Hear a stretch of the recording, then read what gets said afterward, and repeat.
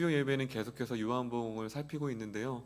요한복음에 보면 예수님과 대화하는 장면이 11장면이 나옵니다. 11장면이 나오는데 그 중에 첫 번째 대화 장면이 바로 그 유명한 니고데모와 예수님의 대화 사건입니다. 우리 오늘 말씀을 보면 니고데모에 대해서 그 직분과 그 신분이 어떠한 신분을 갖고 있는지 1절에 더 친절하게 설명해주고 있습니다. 우리 3장 1절을 제가 읽도록 하겠습니다. 그런데 바리새인 중에 니고데모라는 사람이 있으니 유대인의 지도자라. 자, 여기 보시면 니고데모라는 사람이 바리새인이라고 나오고 있어요. 바리새인. 바리새인은 그 원어의 뜻은 분리되다라는 뜻이 있습니다. 분리. 이것은 상당히 되게 좋은 원래는 뜻이었어요. 왜냐하면 세상과 분리되고 뭔가 구별됨이라는 단어로도 바꿀 수 있습니다. 그런데 이렇게 좋은 뜻을 갖고 있는 바리새인들이 복음서에서 보면 가장 외식의 대표 명사로 사용되었습니다. 그래서 예수님께서 되게 신랄하게 비판하시죠. 독사의 자식들아. 원래 의미는 세상으로부터 구별되고 분리된 사람인데, 그런데 그것이 오히려 하나님으로부터 오히려 분리된 자들이 바로 바리새인들이었습니다. 그들은 비유대적인 것들을 멀리하고요, 하나님의 말씀보다는 너무 종교적 의식의 거칠에 집중하다 보니 하나님 말씀보다 전통, 장로들의 전통과 자신들이 만들어 놓은 율법에 너무 매여서 하나님의 복음으로부터 멀어진 자들이 바로 바리새인들이었습니다. 그 바리새인 중에 니고데모라는 뜻은 헬라어 이름으로 백성의 정복자라는 뜻이 있습니다. 백성의 정복자. 니고데모는 요한복음에서만 나옵니다. 다른 복음서에서는 전혀 나오지 않고 요한복음에서만 딱 오늘 말씀과 함께 더불어 3차례만 언급된 인물이 바로 니고데모입니다. 그런데 니고데모 3장 1절의 하반절에 보면 뭐라고 각주가 되어 있죠? 지도자라. 그런데 각주에 뭐라고 되어 있냐면 사내들인 공회원이라고 되어 있습니다. 사내들인 공회원은 당시에 70명으로 구성되었는데 당시 유대인의 최고 의결기관입니다. 오늘날로 말하면 대법원, 가장 큰 법원이죠. 그렇죠? 대법원에서 판결되는 것은 바꿀 수가 없습니다. 마찬가지예요. 당시에 사내들인 공회원에 들어갔다 상당히 종교 지도자로서, 바리새인으로서 사회적으로나 종교적으로나 니고데모라는 사람은 인정을 받고 뛰어난 사람인 것을 오늘 1장에 나와 있습니다. 바리새인이요 또한 사내들인 공회원으로서 그 인물이 오늘 2절에 보면 이렇게 예수님께 나옵니다. 2절, 우리 성도님들이 한번 2절을 크게 한번 읽어보도록 하겠습니다. 2절입니다. 시작.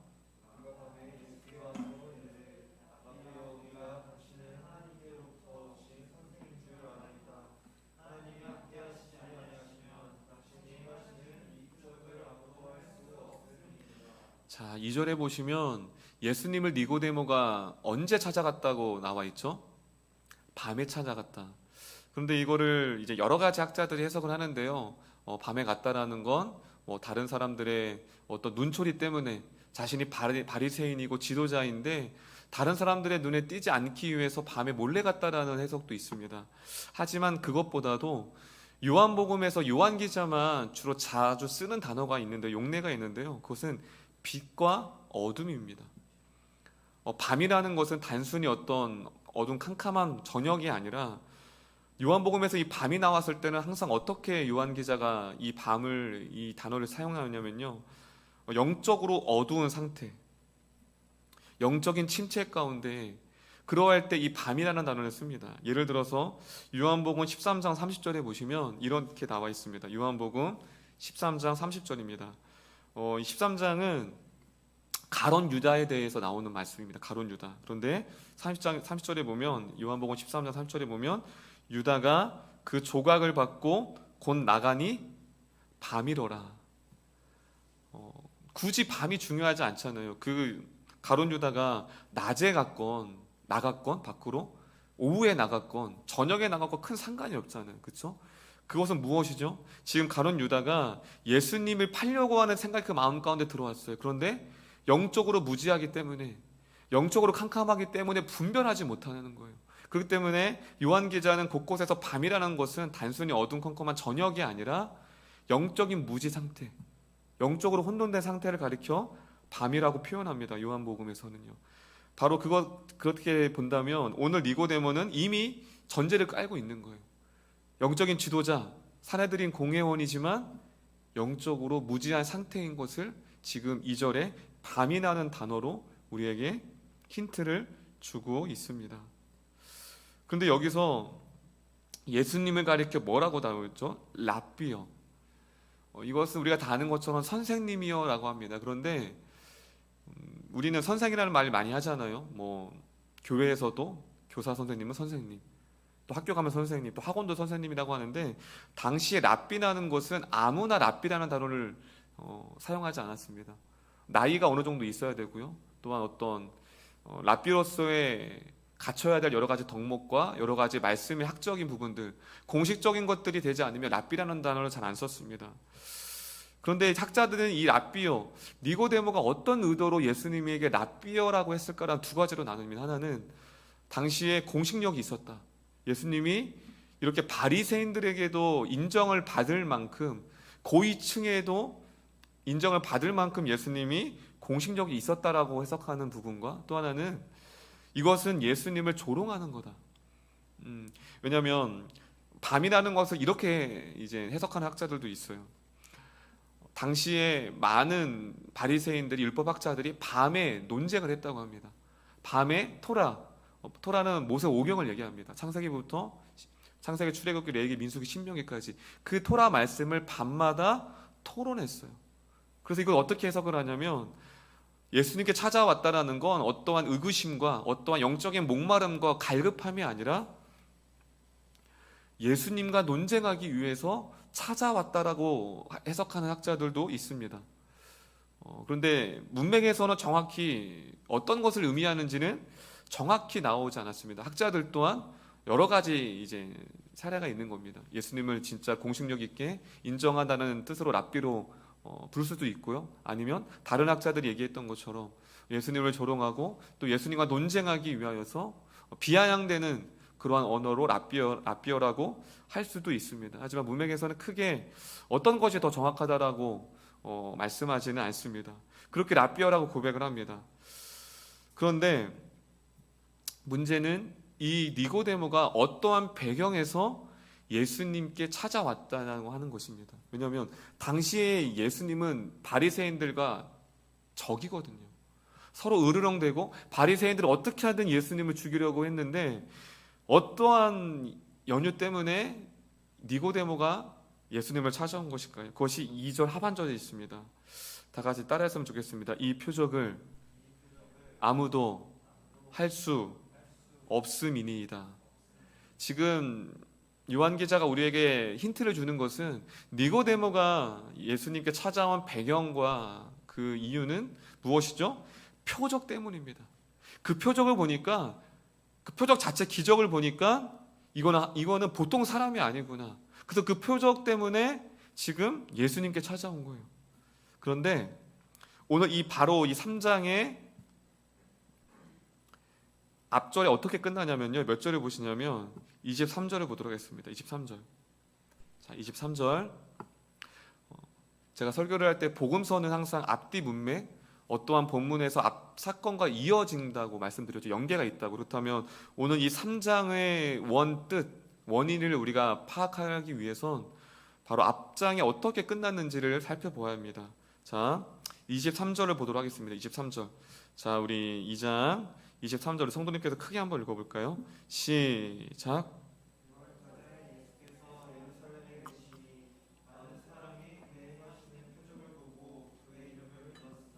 자, 오늘 니고데모 이전에 무엇이라고 하죠? 많은 사람들이 그 표적을 보고 믿었대요. 그런데 문제는 24절입니다. 24절 제가 읽겠습니다. 예수는 그의 몸을 그들에게 의탁하지 아니하였으니 이는 친히 모든 사람을 아심이요. 지금 부정적으로 보고 있습니다. 왜냐하면 많은 유대인들이 예수님을 믿긴 믿었는데 뭐 때문에 믿었죠? 기적 때문에, 표적 때문에 믿었습니다. 그런데 그의 몸을 의탁하지 않는다는 건 그들을 신뢰하지 않는다는 거예요. 부정적으로 보고 있습니다, 지금. 그런데 그렇게 마치고서 그들은 예수님 자체가 아니라 예수님이 일으킨 표적과 기적 때문에 예수를 믿었다. 부정적으로 언급하고 있는데 오늘 니고데모에 접속사가 붙습니다. 1절에 보면 무엇이라고 붙죠? 그런데. 자, 그렇게 표적에 대해서 부정적으로 말하는데, 그런데 그 한 사람 니고데모가 무엇 때문에 찾아왔죠? 표적 때문에 찾아온 거예요. 그것을 너무나도 잘 알고 있었던 예수님이 3절에 이렇게 말씀을 하십니다. 3절. 자, 우리 3절 제가 읽겠습니다. 3절입니다. 예수께서 대답하여 이르시되 진실로 진실로 내게 이르노니 사람이 거듭나지 아니하면 하나님의 나라를 볼 수 없으니라. 자, 어떻게 보면 좀 문맥과 뜬금없는 말씀을 하셔요. 근데 예수님은 정확히 아셨어요. 이 니고데모가 어떻게 자신을 의문을 갖고 또 어떤 것을 보고 믿고 있었는지를 정확히 아셨던 예수님은 그에게 바로 다른 거 묻지 않고 거듭남에 대해서 얘기합니다. 거듭남. 거듭남은 한문으로 말하면 중생입니다. 중생. 원어 헬라어 뜻은 위로부터라는 뜻입니다. 위로부터. 위로부터라는 것은 그래서 뒤에 보면 육과 영적인 것을 대조시킵니다. 위로부터라는 것은 무엇이죠? 하늘로부터, 하나님으로부터. 위로부터라는 것도 장소적 개념이 있습니다. 이 땅의 육신의 출생은 이 땅입니다. 땅. 우리가 출생을 2번 하거든요. 첫 번째는 육신의 출생입니다. 두 번째는 영적인 출생입니다. 지금 예수님의 이 거듭남 중생은 육신의 출생이 아닌 영적인 거듭남에 대해서 말씀을 하고 계십니다. 이 영적 출생은 완전히 새 사람이 되는 것입니다. 그냥 부분적으로 새 사람이 되는 게 아니라 거듭남이라는 건 본질 자체가 바뀌는 거예요. 완전히 새로운 사람, 성령의 사람으로 바뀌어집니다. 그래서 요한 예술내는 이 중생에 대해서 이렇게 말했습니다. 중생은 하나님께서 인간 심령 속에 일으키시는 놀라운 큰 변화이다. 죄로 말미암아 죄의 본성이잖아요, 우리는. 그러나 거듭난 자는 이제 더 이상 죄의 본성이 아니라 의의 본성으로 완전히 다시 태어나는 거예요. 엄청난 교리죠. 그것도 지금 니고데모에게 지금 뭐하고 있죠? 얘기하고 있어요. 그런데 뒤에 보면 3절 보면 거듭나지 아니한다고 말씀하시고 하나님의 나라를 볼 수 없느니라. 자, 조건을 얘기하고 있어요. 자, 하나님의 나라를 볼 수 없느니라는 뜻은 원어로 참여하다라는 뜻이 있습니다. 참여하다. 자, 무엇이죠? 3절은 상관관계가 있다라는 거예요. 무엇이죠? 천국이 구원이 누구에게 주어지느냐 조건이 있다라는 거예요. 그 조건은 율법, 계명을 지키고 경건 생활을 잘하고 그게 아닌 거예요. 거듭나야지만 하늘로부터 다시 출생해야지만 그 사람만이 유일하게 천국에 참여할 수 있다. 구원을 얻을 수 있다라고 지금 예수님께서 니고데모에게 가르치고 있습니다. 그렇다면 질문은 왜 예수님은 묻지도 않은 니고데모는 그 질문을 하지 않았거든요. 어떻게 하면 영생을 얻습니까? 라고 묻지 않았어요. 왜 안 물었죠? 니고데모는 율법 교사였어요. 최고의 학자였어요. 이미 알고 있어요. 본인들은요. 당시 바리새인들은 무엇을 통해 구원받는 것을 알고 있었죠? 율법입니다. 종교적인 의례입니다. 니고데모는 구원에 대해서 궁금할 필요가 없어요. 왜냐하면 자신은 이미 구원을 따놓은 당사자이기 때문에 영생에 대해서 갈급함으로 오지 않았습니다. 그래서 그는 영적인 출생에 대해서 들었을 때 4절에 이렇게 의아해합니다. 전혀 예수님의 그 원뜻을 파악하지 못해요. 4절 우리 성도님들이 크게 한번 읽어보도록 하겠습니다. 4절입니다. 그가 얼마나 영적으로 무지했는지를 4절에 나옵니다. 4절 읽겠습니다. 시작.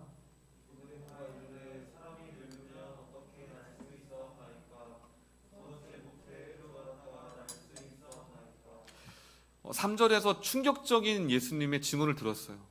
자신은 구원을 떠나서 율법을 가르치는 학자인데 거듭나지 아니하면 천국에 참여할 수 없다. 이건 무엇이죠? 넌 천국에 못 들어간다 그거예요. 너 거듭나지 않았잖아. 그냥 거듭남 자체를 몰라요. 엄청난 충격이죠. 예를 들어서 여기 명모 청년이 있는데 어느 날 누가 당신 구원 못 받았어. 그럼 어떨 것 같아요? 낙심하죠. 충격적인 거죠. 더군다나 목사인 저한테 와서 당신은 김 목사 당신은 구원받지 못해요. 이렇게 누가 묻네요. 네. 그럴 것 같아요? 이거는 말이 안 되는 거예요. 지금 니고데모가 지금 누구입니까? 사내들은 공회원이에요. 바리새인이에요. 그런데 너는 거듭나지 못해서 구원받을 수 없어. 충격적인 장면이죠. 그래서 4절에 늙으면 어떻게 다시 날 수 있겠습니까?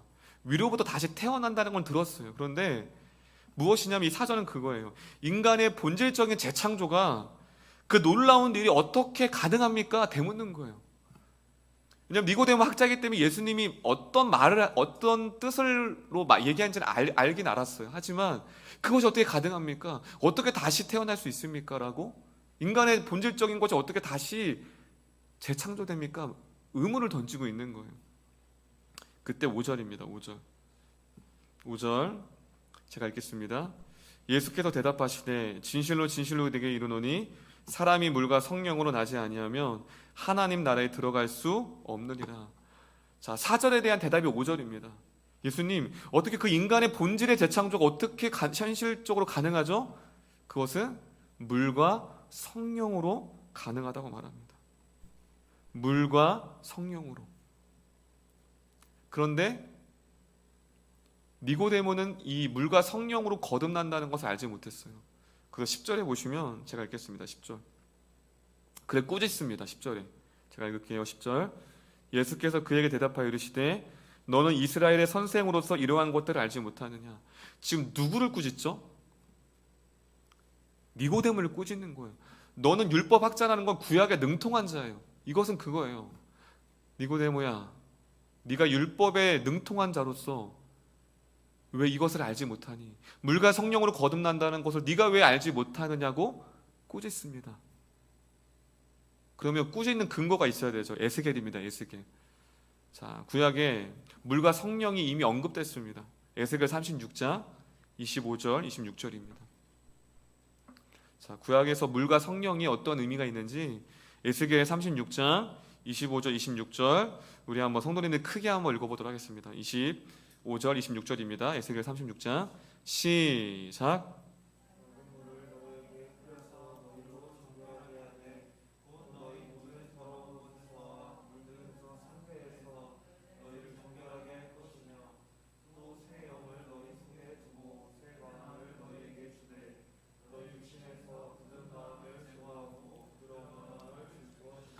자, 이미 구약에서 25절에 물에 대해서 언급합니다. 물이 무엇이죠?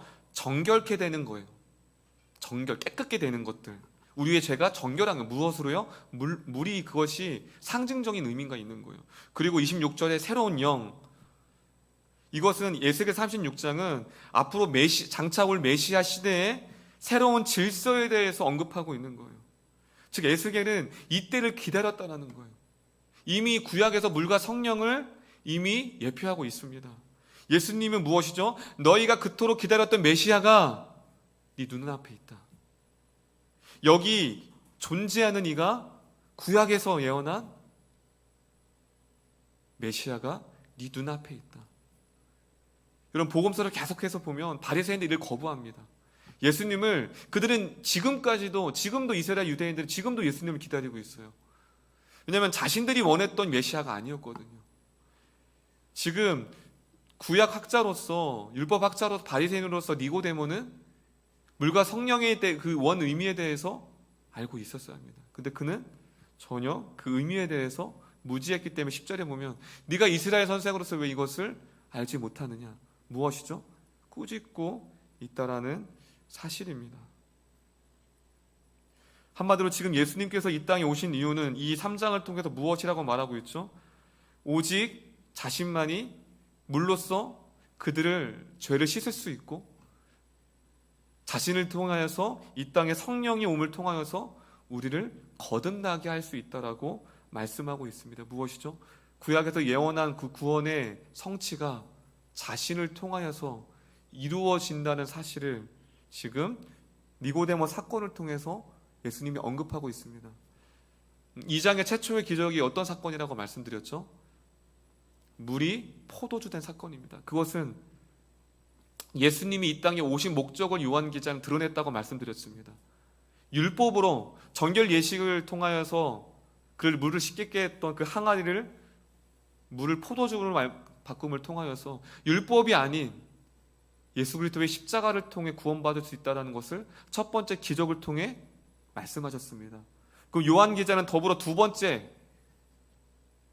바리새인이었던 당시의 최고 지도자였던 니고데모를 언급하면서 그들의 영적인 무지, 그들의 잘못된 율법관과 구원관을 이 니고데모의 대화를 통해서 요한 기자는 예수님이 이 땅에 오신 이유에 대해서 그 거듭남의 새로운 변화, 새로운 예수님이 이 땅에 십자가에 죽으시고 부활하심을 통하여서 예수님 말씀하셨죠.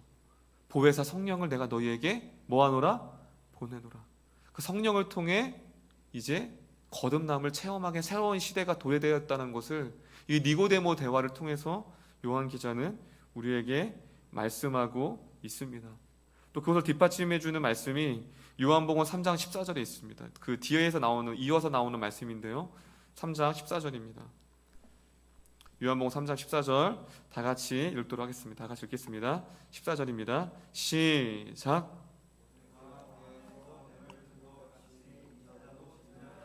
자, 니고데모의 그 비유에서 워낙 거듭남이 크기 때문에 이 가장 중요한 결론을 빼뜨릴 수가 있어요.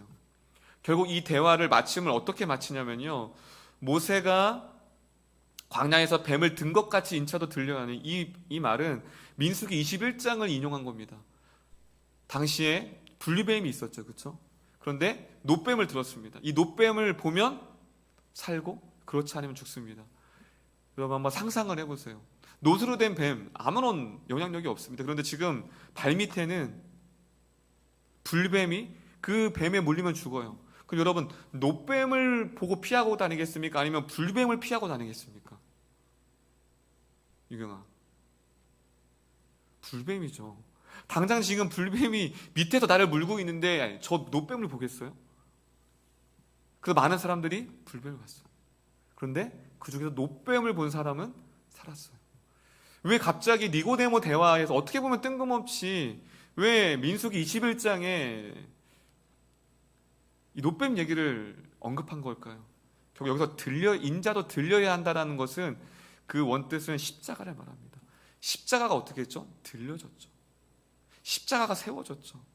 결국 니고데모 사건을 통해서 예수님이 이 땅에 오신 목적, 너희들이 구원받을 수 있는 유일한 통로, 유일하게 중생할 수 있고 거듭날 수 있는 유일한 신비가 그 인간의 재창조가 너희의 율법과 너희의 행위가 아닌 예수 그리스도의 십자가를 믿음을 통해서 구원받는다는 사실을 예수님께서 니고데모에게 말씀하고 계십니다.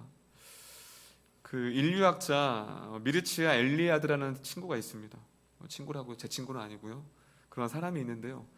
그 미래학자가 이렇게 얘기했습니다. 거듭남은 원시 시대로부터 있어왔던 인간이 이 세상을 초월하는 일상적인 경험을 하는 것이다.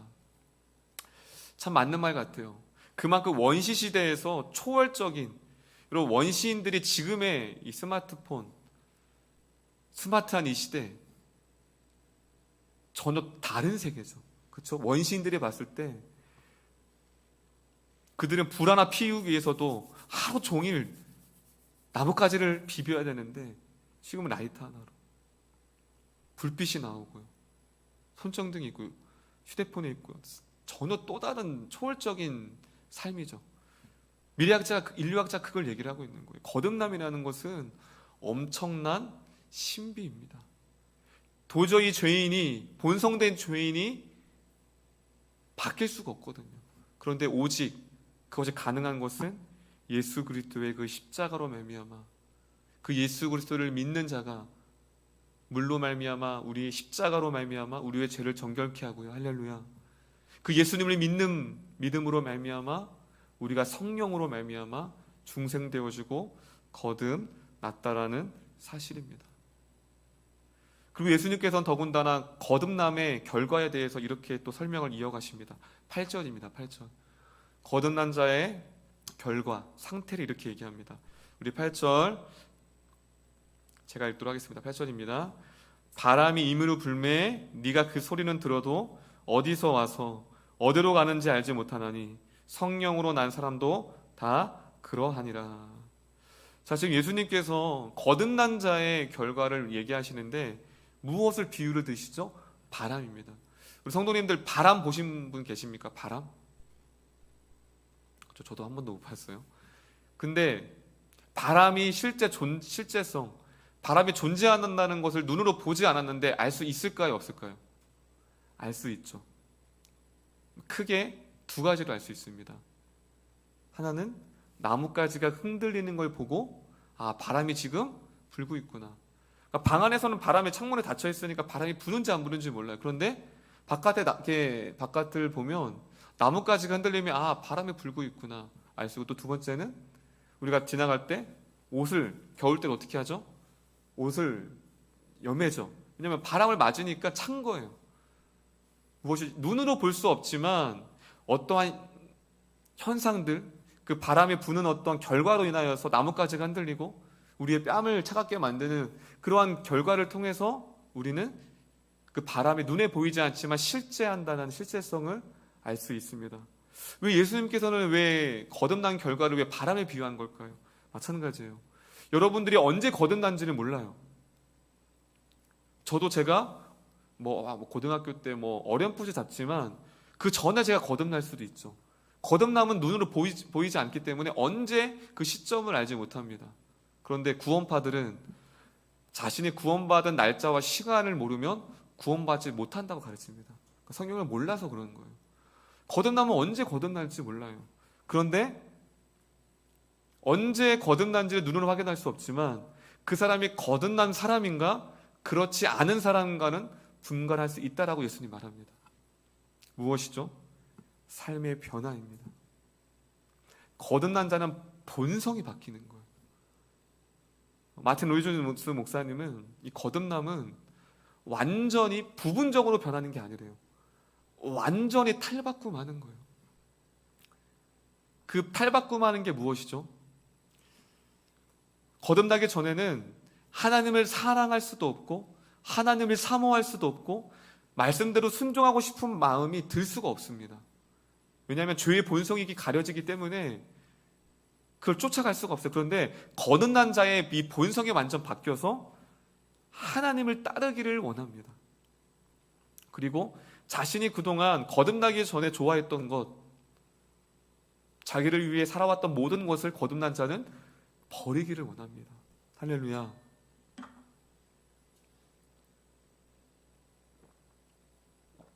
그럼 이것이 어떻게 가능한 거죠?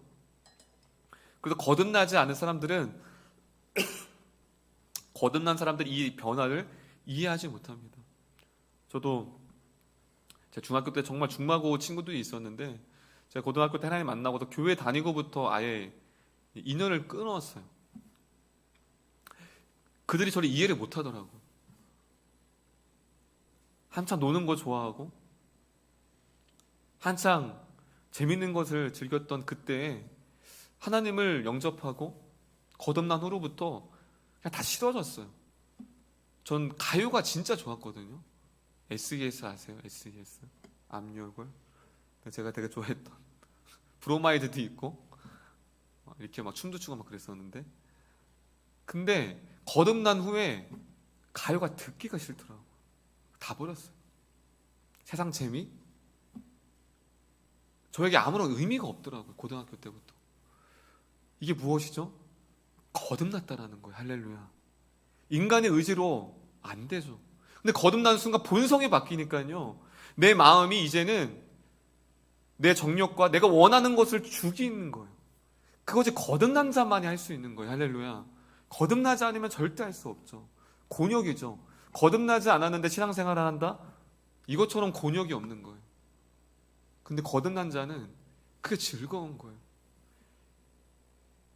그래서 마틴 로이드 존스 목사님은 부분적 변화가 아니라 완전한 본성으로부터, 그러니까 새로운 창조라는 거예요.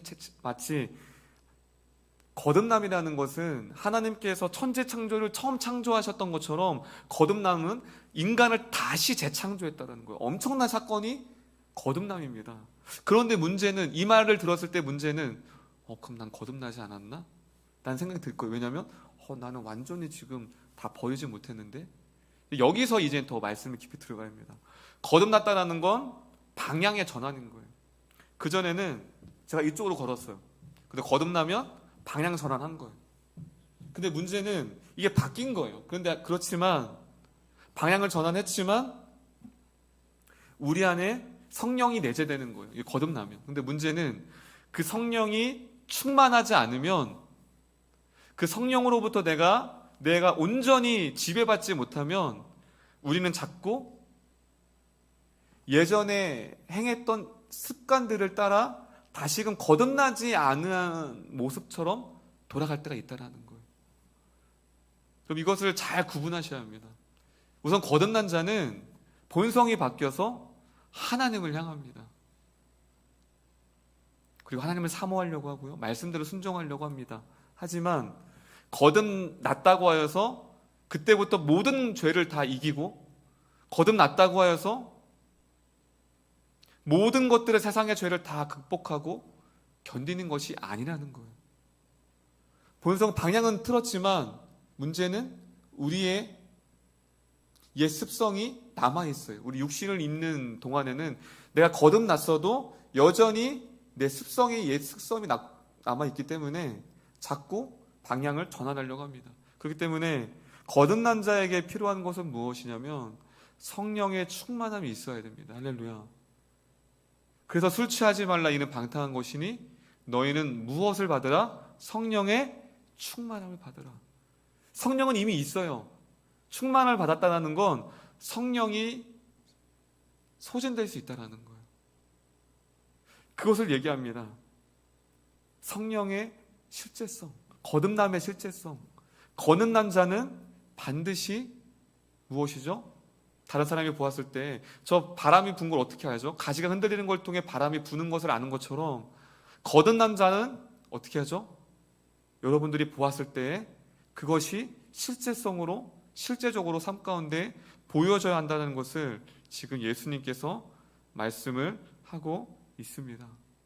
그렇다면 이 말씀이 우리에게 어떻게 이제 적용이 될까요?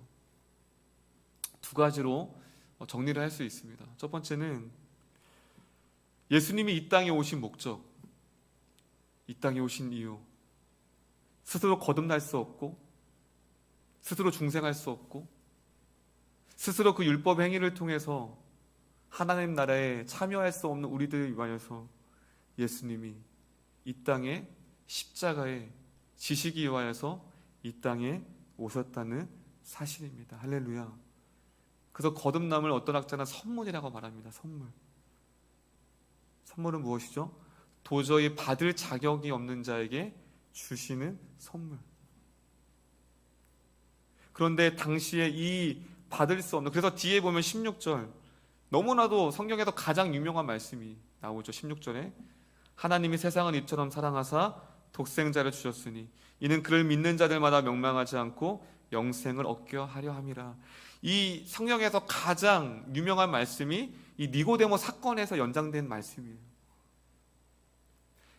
한마디로 니고데모 사건은 예수님이 이 땅에 오신 목적이 스스로 영생할 수 없는 그들을 향하여 선물로 내가 너희를 이처럼 사랑한다 라는 그 사실을 니고데모 사건을 통해서 우리에게 전달해 주고 있다라는 사실입니다. 할렐루야. 그렇다면 거듭남을 받은 우리가 어떻게 하나님께 반응해야 될까요? 스스로 하나님을 알 수도 없고 스스로 거듭날 수 없는 우리들에게 그 성령을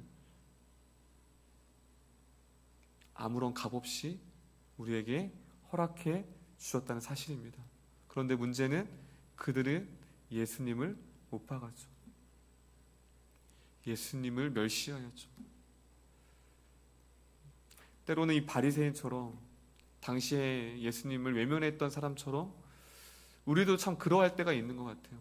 거듭남의 축복을 받았지만 이 거듭남의 의미와 이 거듭남이 있기까지 얼마나 예수님의 큰 희생이 있었는지를 우리가 잘 깨닫지 못할 때가 있는 것 같습니다. 그러므로 이 수요일의 말씀을 통하여 다시 한번 우리에게 거듭나게 하시고 중생을 허락하신 그 주님 앞에 다시는 그 십자가의 죽음이 헛되이 되는 것이 아니라 다시 한번 그 구원의 감격에 감격하며 나아가는 우리 모두 이름교회 성도님이 되셨으면 좋겠습니다. 그리고 두 번째는 반드시 거듭남은 결과가 있다라는 겁니다. 그렇다면 내 삶 가운데 과연 그 거듭남의 결과가 많은 사람들이 보기에 과연 그 거듭남의 실제가 그들한테 보여지고 있는가? 그것이 가정에서, 직장에서, 사업장에서, 교회에서 내가 거듭난 것이 많은 사람들로 통하여서 그 거듭남의 실제가 보여지고 있는가를 다시 한번 깨닫고 다시 한번 이 거듭남의 중요성, 그리고 성령은 받았지만 그 성령의 충만함을 통하여 우리가 많은 사람들에게 거듭남의 결과와 그 증표를 보여주는 은혜가 있기를 소망하며 나아갑니다. 마지막으로 말씀드릴 것은 다 따라했으면 좋겠습니다. 거듭남은 하나님과의 연합입니다. 여러분, 거듭남의 큰 신비는 하나님과 연합됐다라는 거예요. 여러분, 구약 백성들에게 이 하나님과 연합은 상상할 수 없는 교리입니다.